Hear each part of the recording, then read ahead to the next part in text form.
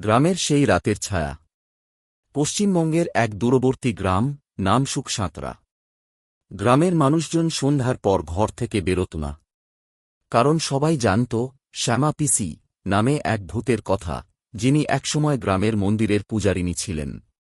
শোনা যায়, এক পূর্ণিমার রাতে গ্রামে এক ধরনের রহস্যময় রোগ ছড়ায়। গ্রামের লোকজন বিশ্বাস করত রোগের জন্য শ্যামা পিসি দায়ী।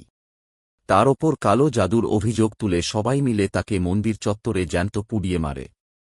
মৃত্যুর আগে শ্যামা পিসি অভিশাপ দিয়ে গিয়েছিল, যে রাতেই পূর্ণিমা উঠবে সেই রাতেই আমি ফিরে আসব। সেই থেকে প্রতি পূর্ণিমায় গ্রামের লোকেরা ভয়ে কাঁপত। বলা হয়, শ্যামা পিসির আত্মা মন্দির থেকে বেরিয়ে মাঠের ধারে ঘোরাঘুরি করে। তার কঙ্কালসার মুখ আর লালচে চোখ দেখা মাত্র মানুষ মারা যেত। এক রাতে গ্রামের যুবক রাজু সাহস করে ঠিক করল মন্দিরে যাবে। বন্ধুরা নিষেধ করলেও সে কারো কথা শোনেনি। হাতে লণ্ঠন নিয়ে সে গভীর রাতে মন্দিরের পথে রওনা দিল। মন্দিরে পৌঁছে সে দেখল চারপাশে কুয়াশা জমেছে। হঠাৎ ঠান্ডা বাতাস বইতে শুরু করল।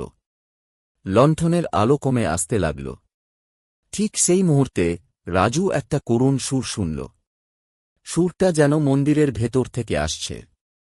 ভেতরে ঢুকে সে দেখল এক ধূসর পোশাক পরা মহিলা বসে আছে। তার পেছনের চুল এলোমেলো আর চোখগুলো যেন রক্তে ভরা। মহিলাটি ধীরে ধীরে মাথা তুলল। রাজু তার দিকে তাকাতেই দেখল সেটি শ্যামা পিসি। তার মুখে বিকৃত হাসি। সে বলল, আমার শান্তি কেড়েছিস তোমরা, আজ আমি তোমার শান্তি কেড়ে নেব। তারপর এক তীব্র চিৎকারে রাজু অজ্ঞান হয়ে পড়ে যায়। সকালে গ্রামের লোকজন তার নিথর দেহ মন্দিরের বাইরে খুঁজে পায়। রাজুর মুখে ছিল চিরকালের ভয়ের ছাপ। সেই ঘটনার পর থেকে আর কেউ পূর্ণিমার রাতে মন্দিরের দিকে পা বাড়ায়নি। শ্যামা পিসি যেন প্রতিশোধ নিতে এখনও মন্দিরের চত্বরে অপেক্ষা করছে।